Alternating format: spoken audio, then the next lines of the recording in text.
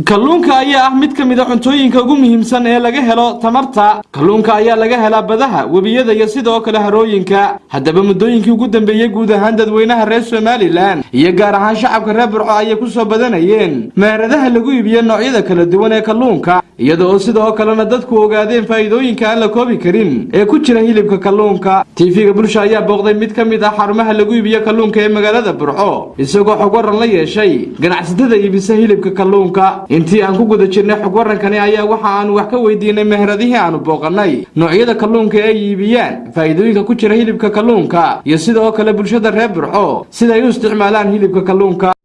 meheradan waxaan ku iibiyaa saa ogtiin ama dadku og yahay kalluunka dalkeena ka soo baxa ayaan ku iibiyaa isagoo noocyo kala duwan ilaa waqtiga iyo iminka marba waxay ku soo shaqeynaysay ama isbedelo kolba iga hor imanayo caqabado fara badan ayaa jiray maanta, laakiin ma sha Allah isticmaalkeedii hore bariga aan jirtay iyo isticmaalka iminka laba fardi waaweyn baa u dhaxeeya.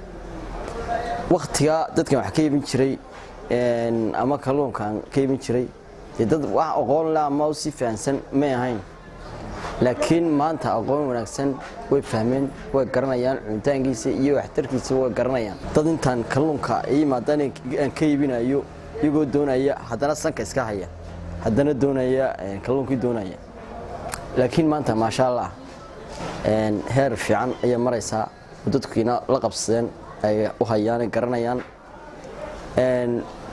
kuwan macal wax soo barayay kalluunka ahaayeen kalluunka bari jiray waxay gaadhay macalkii aan shiilayay kalluunka saa u dul taagnaa isagoo shiilaya haddana sankii iska hayo leeyahay waxaan shaqo dhantayna waynaano meelaasoo shaqo tigina anaa shaqo uga dhigayayba.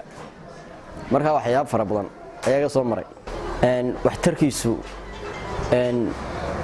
caruurta yar wanaagsan dadka waan fahanka xagga maskaxda aqoon ahaan aqal ahaan wuu fiican yahay. qof walba maanta uu garanayaa wuxuu taray iyo wixii gudaba way yaqaanaan kalluunka.